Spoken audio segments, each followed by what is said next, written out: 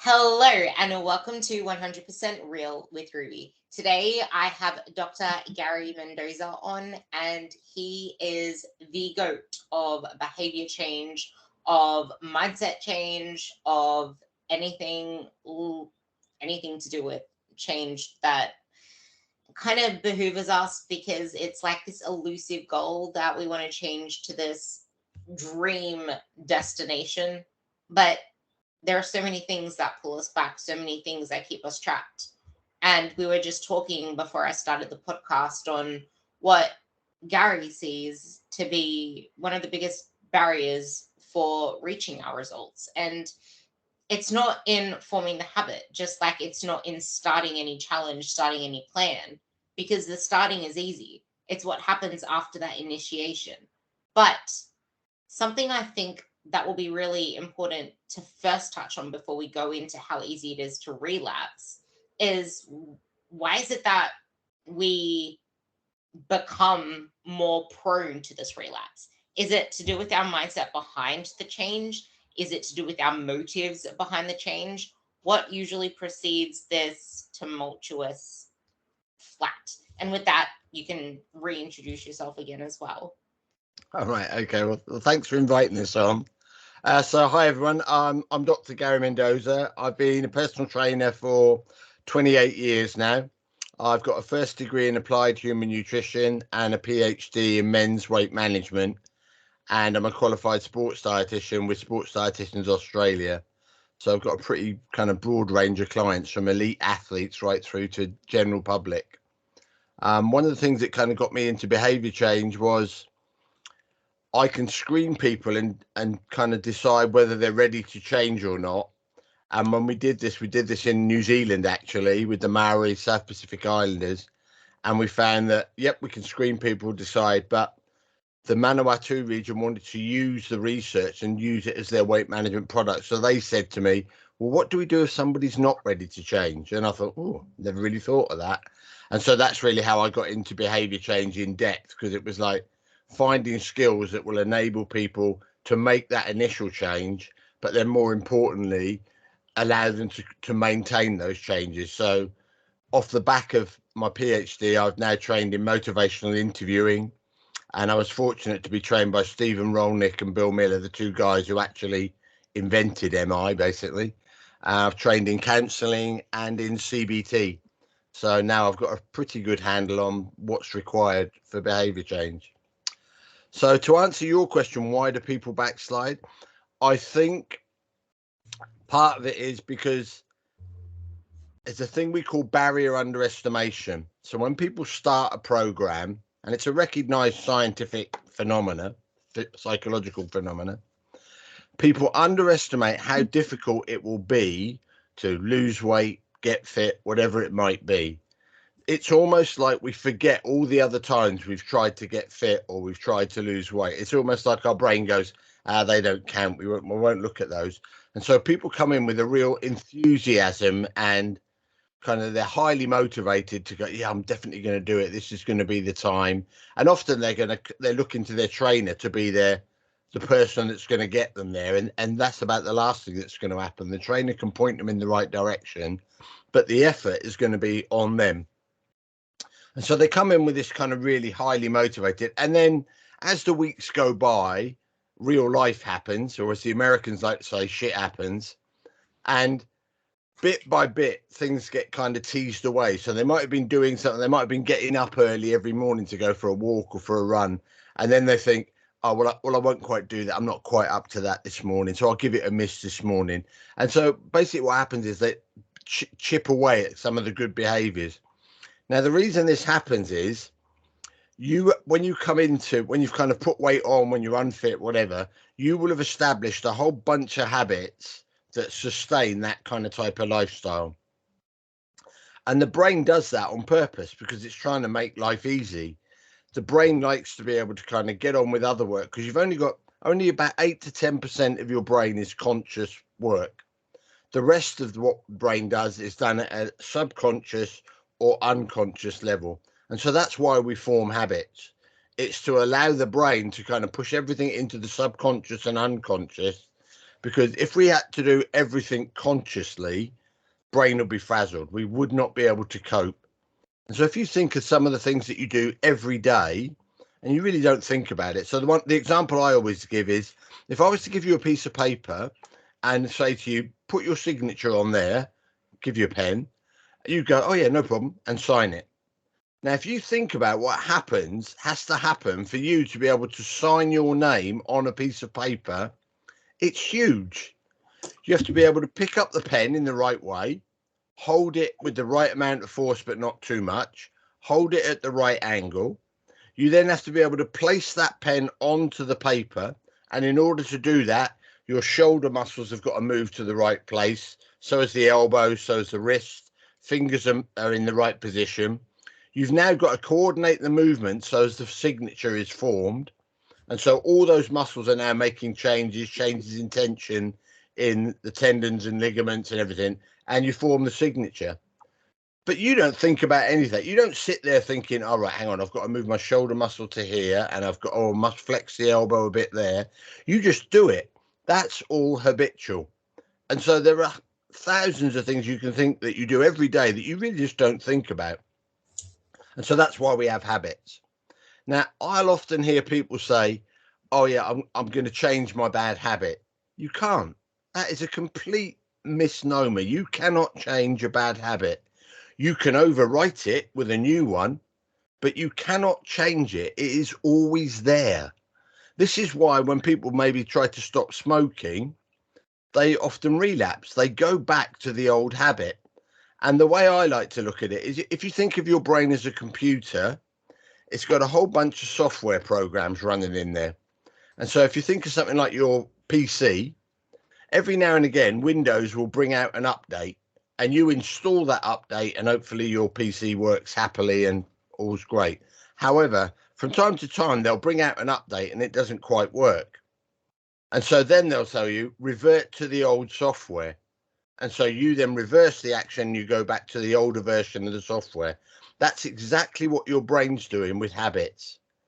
It's trying the new one, the new software, if you like. But if it's not quite working or it's a bit difficult, the brain says, you know what, I don't like this. Let's go back to the old version. The old version will be what we kind of euphemistically call your bad habit. And so what you need to do is, not only do you need to overwrite it, but you need to establish it and make sure that it's working properly, so as the brain then doesn't have to think about it. And once the brain's happy that it doesn't have to think about it, then it won't revert to the old version. But be under no illusion, the old version is always there. It's also why I like to say you need to update your hardware, not just upgrade the software. The hardware needs updating as well. But I love the part in there where you said that people underestimate how hard change is. And just like you mentioned with the writing of the pen, that's easy because you've been doing it for ages. But if a baby was to try to write, even though it's like a baby can't pick up a pen, but it's like they have to learn a whole new pattern of doing this and over again. And if you remember back at school days, learning how to write certain words, getting a pen license, all those sort of things.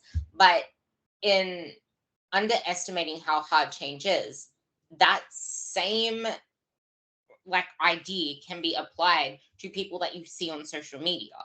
They're doing the things. Just like I had a conversation with one of my girls today, and that she said that she didn't want to reach out for help with the struggles that she was having. This was when she started. She's killing it now.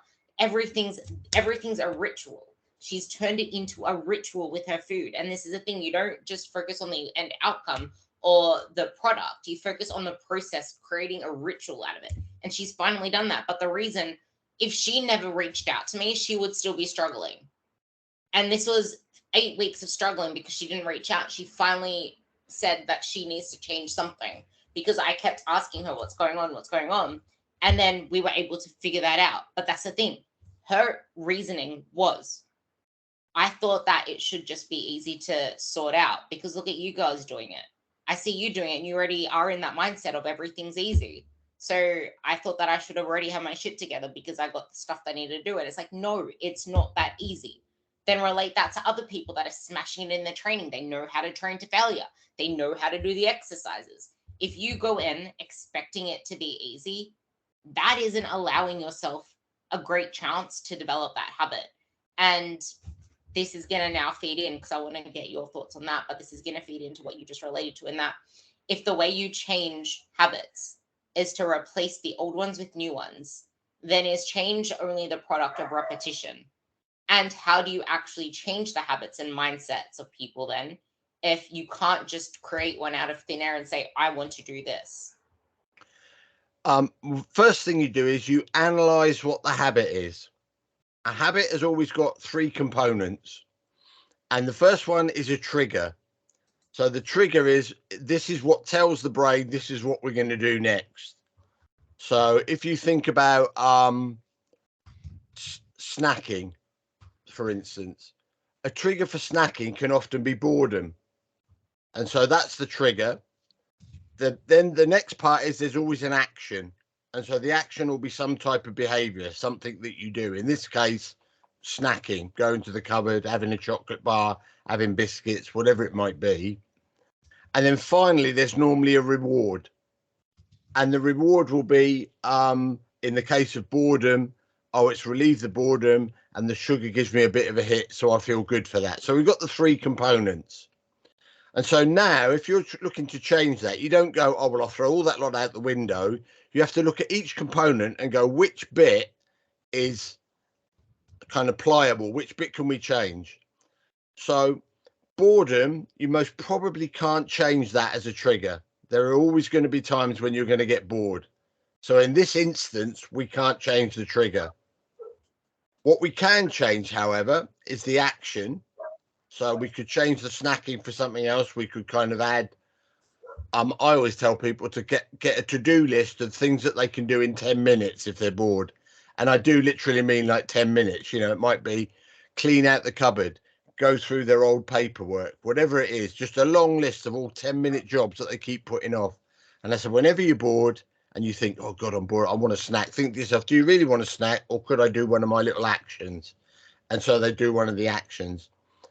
And then the reward for that will be they feel better about it. They've completed something. They've ticked something off their to-do list. So you can sometimes change. Action is normally the most, is normally the easiest to change. Sometimes it's the reward though. Sometimes people will go to the gym and they'll do their 40 minutes of training or whatever. And because they've done that, they feel great about it. So they think, oh, great, I'll have a takeaway, or I can have a couple of beers now because I burnt all those calories in the gym. And so in that case, we can change the reward and use something else. Finally, it could be a trigger that's time related. So a time related trigger would be every time I get in from work at 5-6 o'clock, the first thing I always do is make myself a cup of tea and have a couple of biscuits with it. And that's kind of a habitual routine. So the time, we can change what happens at that particular time. And so we can change what the trigger is. So that it's the first part of changing any habit is deciding, well, why do I do it? And what do I get from it? And if you can kind of work that bit out, then you could kind of start to work on, okay, which bits could I substitute? So you're not kind of coming up with anything new. You're just taking what's already there and changing components of it. If I can throw two different questions at you on the same topic. The first one, because you just mentioned breaking it apart, what is the importance, and where does the importance of fitting in writing or journaling, putting things down on paper, fit into this? Because we know our brains can't organize things. We need our visual pathways to integrate with that. Maybe you can talk a bit more about the science of that, as well as bringing in the importance of environment, the mindset, and your approach behind that habit. Because a lot of people come at it with the wrong mindset and wrong approach, where it's not attached to values. Maybe you can bring in the importance of values with that, and also the importance of identity, getting people into that readiness state in a way that they aren't setting themselves up for that disappointment. I think one of the components I talked about there was reward. And sometimes people go, oh yeah, but I like that. As one of the things you can use as a reward when you're kind of really kind of focused on a new behavior is, what are your goals? And so you must have really good goals set up. And not only must they be written down, that's first thing. I always live by the man because I'm ex-forces. I live by the mantra: if it's not written down, it never happened. Because people will tell you to do something when you're in the forces, and then when it all goes pear-shaped, they go, "Well, I didn't really say that, or I didn't really mean that." And so, as a senior NCO, I would always say to an officer, if they gave me an order, I'd say, "Can I have that on a memo, please?" Because now, if it goes pear-shaped, I can go, "Well, there you go. You told me to do it. It's in writing." So if it's not written down, it never happened. So make sure your goals are written down. So that's the first part. But the thing that makes the goal really a useful tool, if you like, for behavior change is it should be emotionally anchored. And so when you think about your goal, whether that be getting into a smaller size dress or being able to run a 10K or whatever it might be, I mean, it could be any number of things, being able to play with the grandkids, I don't know, that must be associated with a feeling, with an emotion. And so there's a couple of steps you kind of need to do. The first thing is you need to think of an event in your life that really makes you smile, makes you happy. It can be anything that's happened in your life. For some people, it'll be their first kid. For others, it might be their graduation. It could be winning a tournament. Anything that you can think of that really kind of brings you a smile to your face. And I always say to people, and it sounds a bit hippie, but I always say to it, it's your happy place. You need to be able to find where your happy place is. And so I tell them literally, and all you have to do is every day for a week or so, maybe a couple of weeks, just sit down for 5 minutes, close your eyes and visualize that happy place. And not only think about how happy you were, but think about what the smells were, what the feelings were, how you felt, everything. Really put yourself back in that moment. And I'll say you'll know when you've got it because I'll be able to say to you, go to your happy place and it'll almost bring a smile to your face instantly. I can kind of switch mine on and off because I know what it is. Once you've got that, what you then do is for the next few weeks, you now think about achieving your long-term goal. So it might be, as I say, being able to run a 10K, getting into a smaller dress size, being able to get into your wedding dress, whatever it might be.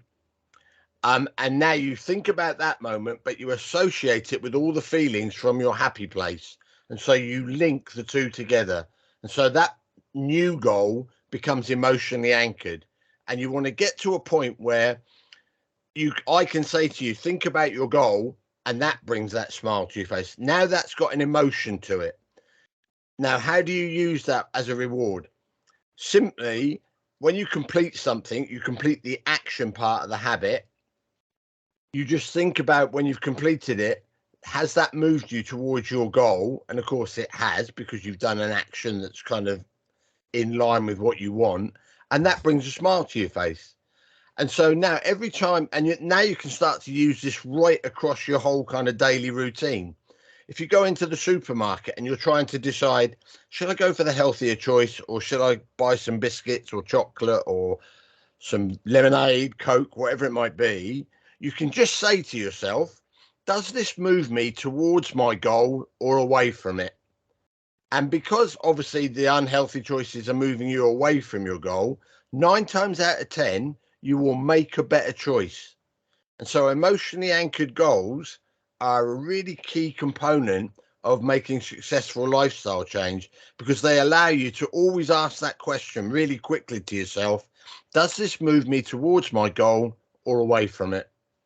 This is why emotions are so important and why feelings are so important and why I harp on so much about feelings. We put so much value on numbers, on figures. All that crap is not going to get you anywhere if there is no feeling behind it or emotion behind it, which is emotionally anchored goals is just like value based goals. You need values are feelings, they're emotions because you move like it's almost like when people say you need to have your 5 whys. Okay, cool. You want to fit into that dress, but why? What feeling is that going to bring you? When you have that emotion so deeply entrenched in how you want to feel, you realize it's not really about losing whatever or fitting into that dress anymore. It's that you want to feel confident, which is going to lead to so much more than just the little black dress. So when that is your emotionally anchored goal, now something that you said something that just sparked what I heard on a podcast today, which was so powerful, and I don't want to forget it. So I'm gonna really put that here is that when you have values instead of just goals, there is no such thing as failing, because you either move toward, like you said, or you move away from that value, because family isn't something you can fail. Confidence, relationships, career, you don't just fail that. You're moving towards having more energy, being more present with your kids.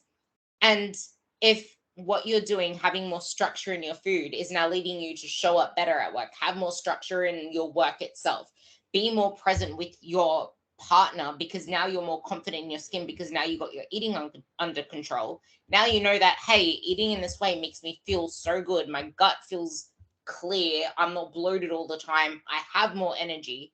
That is something that is emotionally rooted and anchored to help you move forward. Now, there's a question that I got submitted, which I think is a really great one.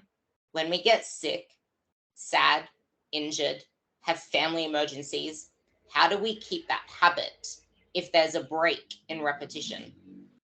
And can the new habit continue to be formed and stabilized in those times when repetition is temporarily broken?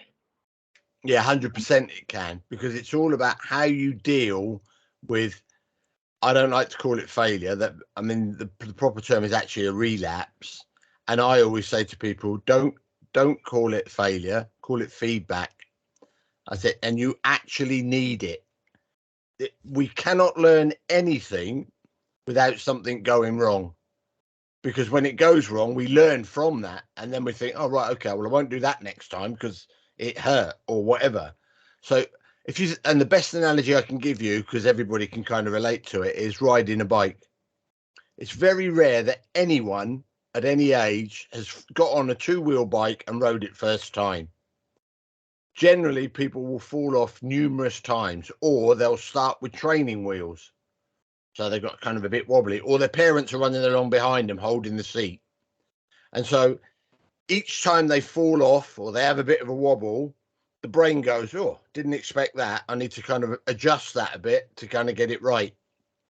And then over the weeks and months, slowly the brain realizes, okay, these are all the adjustments I need to make for me to be successful at riding a bike.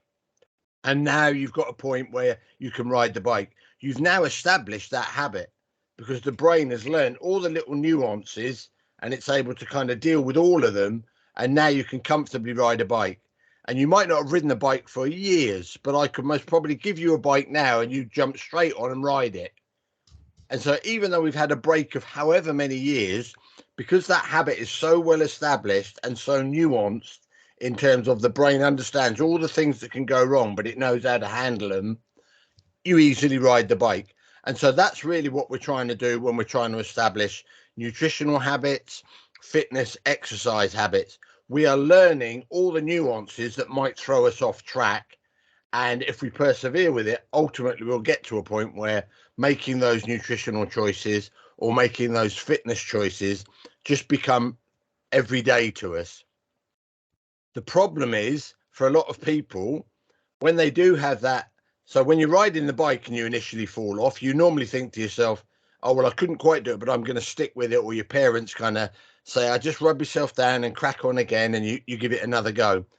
Trouble with fitness and nutrition is people often fall off the wagon a bit. So that's that first kind of bit of feedback, but they don't treat it as feedback. They treat it as failure. And they think, oh, that's it. I've screwed it up. Well, I might as well just carry on for today and have a few more takeaways and a bit more chocolate. I'll start again tomorrow. Then tomorrow comes round and they're thinking, oh, do you know what? I'll stick with what I am and I'll start again on Monday. And before you know it, Monday's round and you've kind of totally blown it out of the water. Whereas if when you first had that initial kind of hiccup, as it were, you just sat, and what I tell my clients to do is I said, what you want to do, if you have a really bad day and you end up kind of having the pizza and the glass of wine, don't worry about it. That is life. That will happen. All I want you to do is I want you to sit down at the end of the day and go, how could I have done that different? What could I have done to stop that happening? And I said, as long as you can learn one thing from it, and I don't care what that one thing is, it only needs to be one thing, that's been a really useful experience to you, because now you've got a new tool that stops you falling off the wagon, so to speak. And then said over the months, you're going to have these relapses, but if each relapse is giving you a new tool, you're going to end up with a toolbox at the end of 6 months that's so comprehensive, there's no way you'll ever fall off again, because you've now got all the tools in place, and now that habit will be solidly established, because each time there's a little bump in the road, you'll just go, right, I know how to deal with that. I'm going to do this, or I'm going to do that. And so treating relapse as feedback is really important. There's a recognized psychological theory that is called the what the hell effect. And we know that when people fall off the wagon a bit and they have a really bad day, they go, oh, what the hell, I'm going to have a glass of wine. And then they have the glass of wine, but it doesn't make them feel any better. And so then they go, oh, what the hell, that's me. I lack the willpower. I'm feeling a bit guilty. Sod it, I'll finish the wine. And the researchers that looked into the what the hell effect, they found that most people tried to deal with it with guilt. So they'd guilt themselves over it. Oh, I feel terrible. I'm rubbish at this. I've got no willpower. I'm not the right person for it. This type of language. But they found the best way to get over the what the hell effect was actually to treat yourself compassionately and just say to yourself, that's human nature. That's going to happen. Don't beat yourself up. Learn from it and move on. And they found that when people treated it like that, they generally stayed with the program.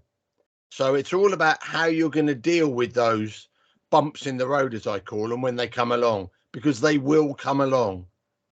And it's really important, if you're looking at it from a coaching perspective, that you talk to your clients about this when they first start working with you. Because if you leave it until the point where they have a relapse, and then you're saying to them, oh, just treat it as a relapse, treat it as feedback, learn from it, blah, blah, it will sound disingenuous. It will sound like, oh, yeah, but you're just saying that because you're the coach and you want me to stay in your program.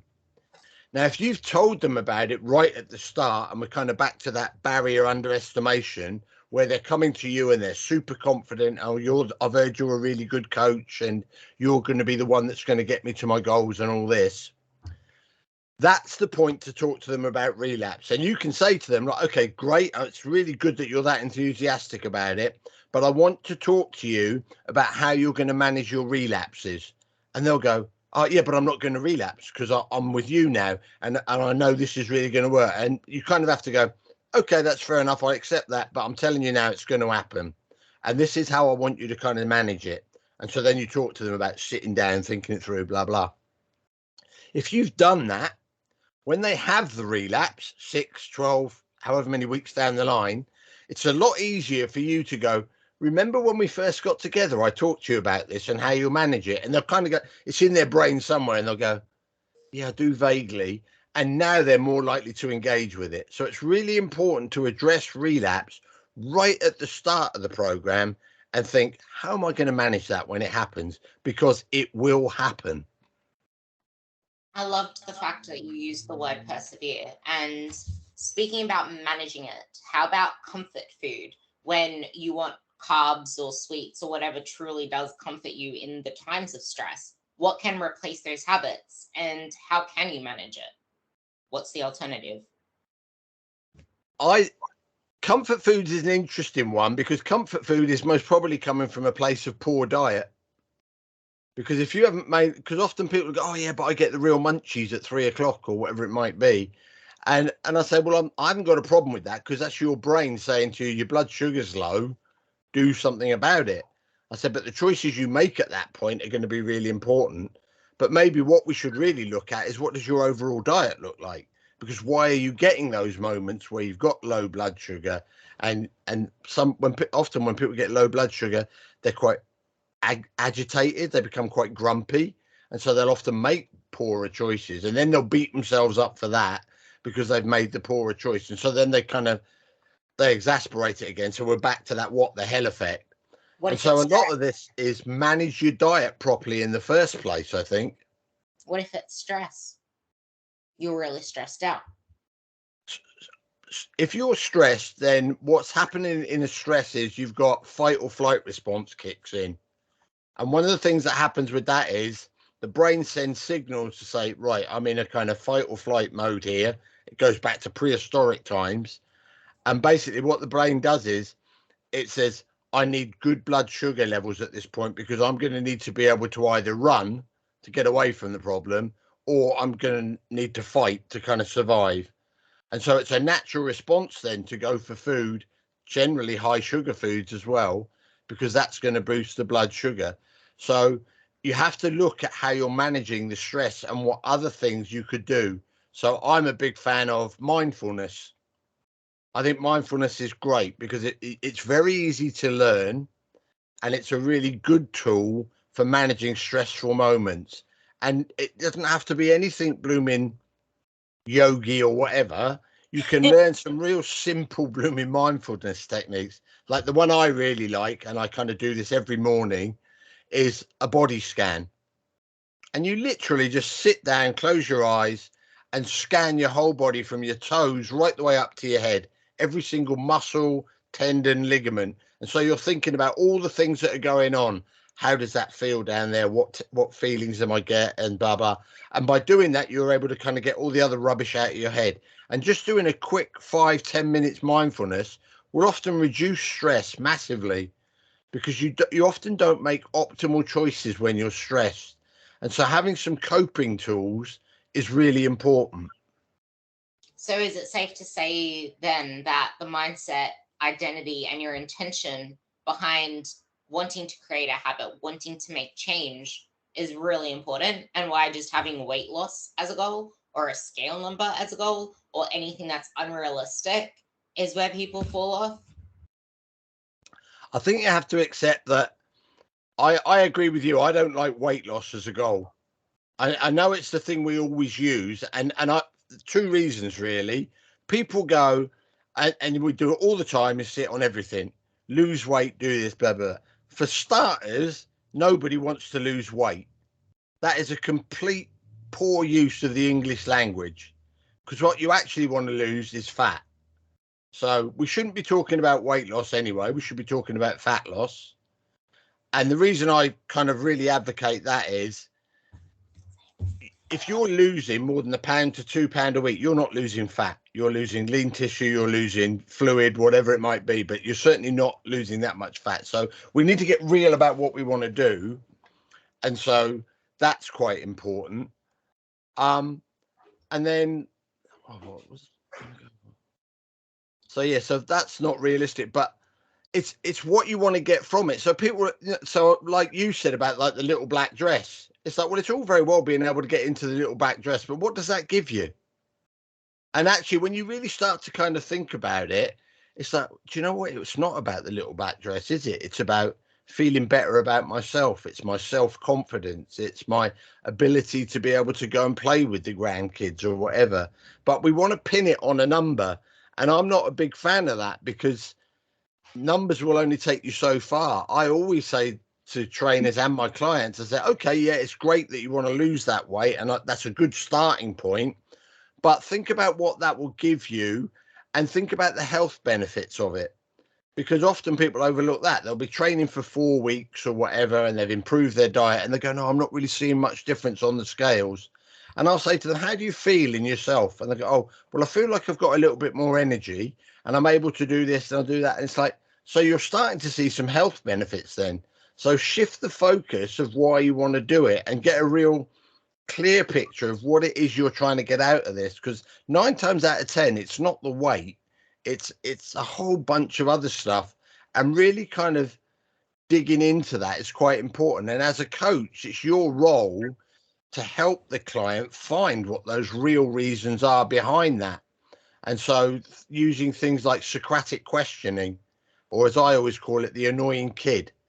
Because when you, and what I mean by that is, if you say to a child, I'll do this, a child will often say, well, why? And then you kind of have to give a reason. And what you might give a reason, well, it's good for you, it'll keep you safe. Yeah, but why? And then you kind of have to try and explain that. And if you keep saying, yeah, but why, you'll slowly dig down through that kind of superficial layer, and you'll find out what's really going on underneath. And so just having a really good in-depth conversation and listening to the client, helping them find their real reasons is quite, well, it's therapeutic anyway, but also they are more likely to stick with whatever they're doing if that kind of true reason has been uncovered. Triggered an amazing thought right there. And if because there's a lot of time your response to the little toddler would be, because I just want you to freaking do it. But if that's going to be your retaliation to the questions, and you're just like, because I just want to do it. Question now is that goal actually yours, or is it what you think should be your goals? Because a lot of the time we chase goals that aren't really ours. And if that's the case, then you're never going to stay on a consistent plan for that. And I guess this will feed into the next couple of questions that feed into each other. And that's how I just mentioned the mindset, the identity, and the intentions. They are the most important part to sustaining change. But then there's, on the other side, once you've developed a habit, which can also feed into you falling back into that habit once you've been taken off the path, is recognizing these amazing changes and progress, how to celebrate it internally, think more positive about the changes and success rather than feeling like a fraud, because there are people that can't feel positive about it. And that's usually a big cause of self-sabotage, because you're not celebrating the changes and it's almost like you don't deserve this. And then she goes on to say, but even though the scales haven't moved much at all this year, and I lost so much before and I look completely different, so much success elsewhere, how does someone recognize and change their thoughts, as we always relate the scales to success? I think it is shifting that mindset really early away from weight and everything. It's kind of, I want you to think more about what you're able to do, what you're capable of doing, how you feel in the morning. One of the things I do with athletes, but you can apply it to anyone, is I get them to keep mood and energy diaries. Now that might sound, oh, that sounds a bit kind of heavy duty, but actually it's dead simple. You literally get a bit of paper, and what you do is when you first wake up, on a scale of 1 to 10, you score your mood, with 1 being you feel rubbish and 10 being great, I'm in the best place I could possibly be. You literally just put a number there. You also think about your energy levels, and 1 being I do not want to get out of bed, and 10 being I'm jumping out of bed and buzzing. So you score that. You then, midday, you do the same thing again. Where's my mood at? Scale of 1 to 10. Where's my energy at? 1 to 10. You then finally do one in the evening, 5, 6 o'clock. Just quickly scribble it on a bit of paper, and then you do a last one just before you go to bed. So it's a 10-second process. You never look at your previous scores, because if you do, you will always try and relate to that. Oh, well, I scored myself a 7 this morning, but I think I'm more of a 6 now. You must always do it blind, because your previous score will always influence you. So now, over the course of a week, 2 weeks, you'll have a whole bunch of scores: your average energy kind of score, your average mood score. Now, the reason I do that is I want some baseline data, because especially when I'm working in nutrition, I'll often get athletes to make some changes around their kind of pre or post training or whatever. And when they come back to me a week or so later, a couple of weeks maybe, they go, oh, I don't really notice any change. And that's because it's so imperceptible that, if I was to say to you now, last week when you had breakfast, how did you feel? You'd be like, how do you expect me to remember that? I'm same as this week, because you've got nothing to reference it to. However, if you've been keeping a mood and an energy diary, you've now got a baseline. As the weeks and months go by, you can now refer back to that. And even though I could sit you down 3 months down the line and go, how are you feeling now? How's the program working? And you might go, well, I think it's okay, but I'm not seeing that much progress or blah, blah. I'll go, right, well, let's have a look at your mood and energy scores. And 9 times out of 10, when you look at those, they will have improved. It might have only been 1 or 2 points, but nonetheless, something has shifted. And so having kind of hard data that you can refer back to is really helpful. And it's also why journaling is, so you can kind of do this scoring alongside your journaling, because then you can look back 3 months previous and go, wow, I was thinking like that and I didn't really realize that. And now look at the way I think, look at the way I view things. So I think having hard baseline data is actually quite valuable because it allows you to get a realistic handle on what's really going on. Because sometimes with fitness and with nutrition, it's actually quite difficult to realize how far you've come. But if you've got data, you can't deny it. And we're back to that. If it's not written down, it never happened. If you've scored that at the start and now 3 months down the line, your scores are higher, something's changed then. And whether you like to admit it or not, it has. And you've got data to prove it. And the beauty of that is your brain then sees that and goes, yeah, I've done a really good job. And now the brain starts to kind of go, do you know what? That's great. I am doing well. I freaking love all of that. I do the exact same thing. I get digestion, mood, energy. And my consistent question that I ask above all is, how do you feel?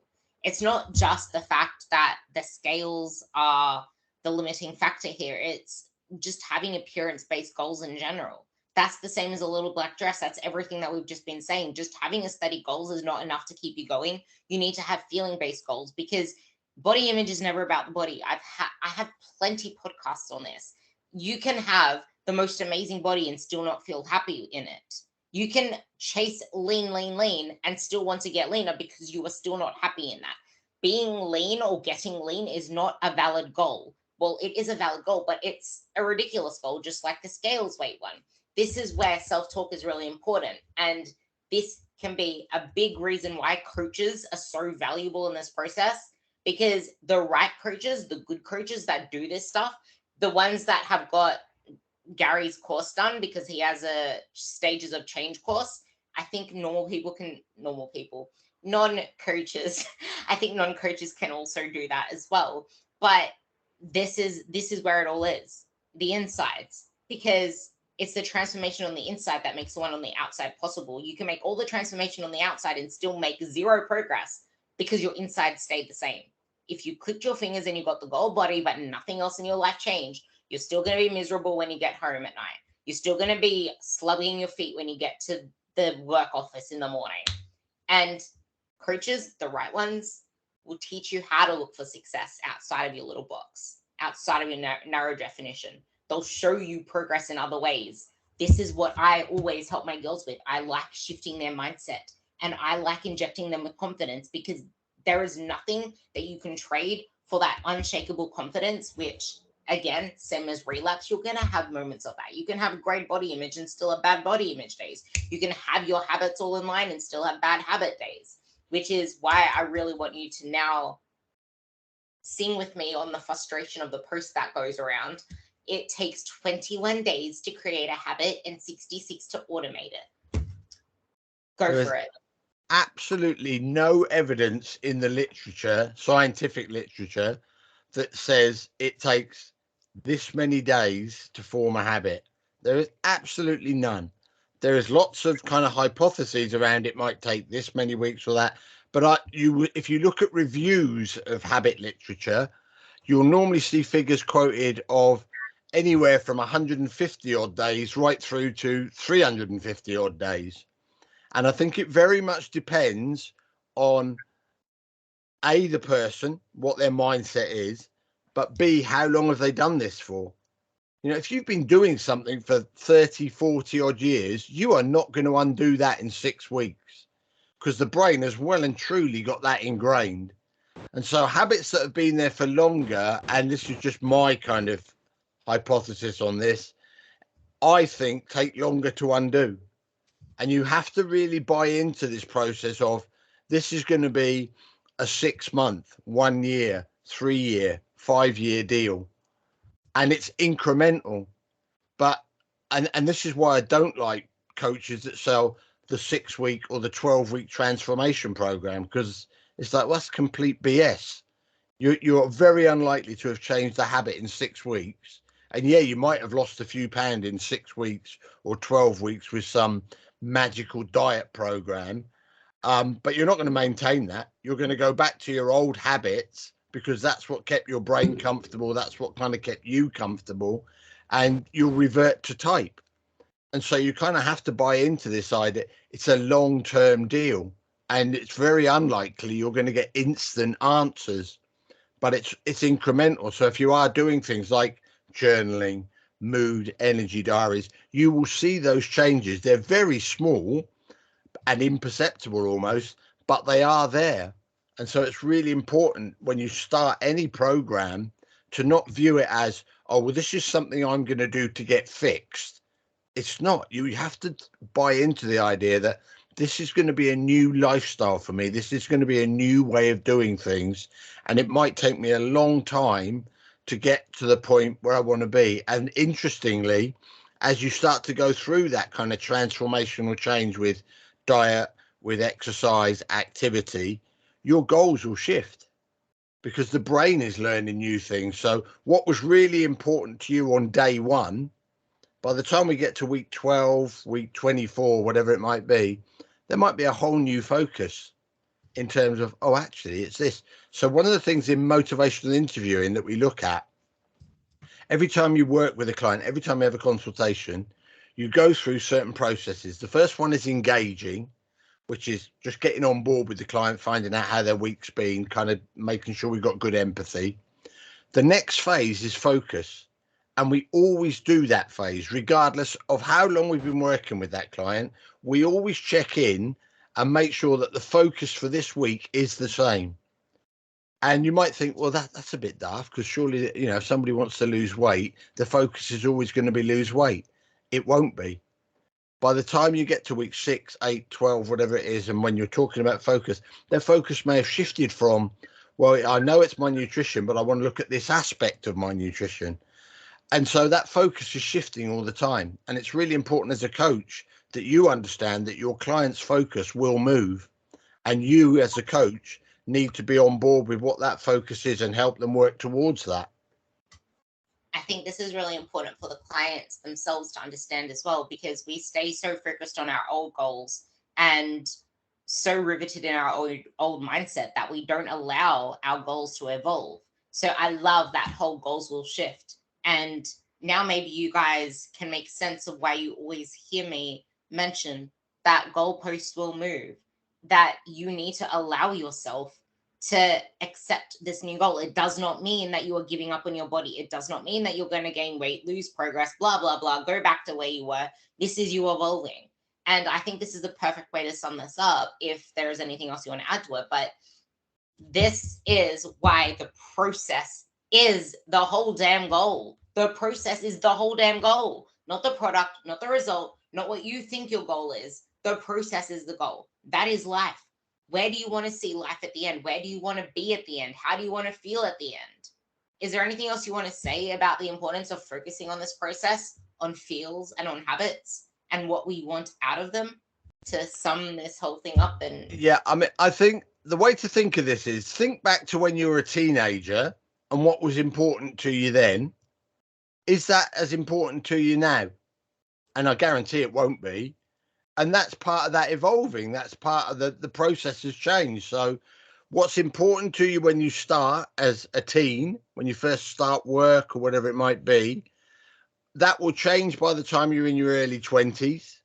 And by the time you're in your 30s, it'll be something else. And it's exactly the same with nutrition, with fitness. As you get fitter, as you improve your diet, you start to focus on other things. It shifts all the time. It's a continually moving target, and you should be evolving with that. And if you are, then you're doing a good job. If you're not evolving, then you're going to end up dropping out the program, because you need to evolve with the program. So understanding how these changes happen and documenting them, so this is why the journaling is so helpful, is really important. And you'll just grow as a person, you'll change as a person. And it may be that certain things that you used to think were really important, or even certain people that you used to think were really important, actually don't become as important to you, because you're evolving, you're growing. So you kind of have to allow yourself to grow, not only physically, but actually mentally. Lifestyle change is about mental change. And we always focus on nutrition and exercise, but actually that's the least important of the two. Because if you're not making the psychological changes, the other two won't follow. And so you've got to allow your brain to evolve and learn new skills. And that's what kind of keeps us going as human beings. It's like we're evolving, we're learning all the time. We don't stand still. From the time we're born to the time we die, we're always learning and evolving. And part of that nutrition, weight loss, fitness journey is allowing the brain to evolve, learn new processes, learn new skills. I love all of that. And that's such a perfect ending to all of this, because it probably is the most important as well. Because that's understanding that this is a lifelong process. It's not a one and done, it's not a 6-week transformation. So, with that, if you want to find Dr. Gary Mendoza, you'll find him at Gary Mendoza on Instagram, at Dr. Gary Mend on Twitter, and through Stages of Change. Is there anything else that you want to plug? No, other than I'm going to retire from teaching next year. So I've got two more workshops that I'll be doing. One in November, and they're online for coaches that are interested. 5th of November, we do them online via Zoom. So I've got one in November, and my final workshop that I'm going to teach will be at the end of March. So get in now if you want to. So if you're a coach listening to this, I don't know how many coaches are out there or how many personal trainers are out there, but I highly recommend you doing this as well to add to your skill set, because without understanding the stages of change and how to change people's behaviors, even though you're not the one that can actually change it for them, you evoke change through guiding them, then I highly recommend you pop onto that and get right on board. Otherwise, if you are someone that just is struggling in the process, go and find your way to Dr. Gary Mendoza's Instagram, and he puts up a lot there that is easy to understand for anyone, not just a fitness professional. So with that, I thank you more than anything for coming on, and you will hear me in the next episode. Don't forget to rate this, please. It means the world to me. It will get this out there more. I don't do ads, I don't do plugs, no anything except just giving you my best guests that I can and putting their work out there. So with that, thank you for listening, and you'll catch me on the next one.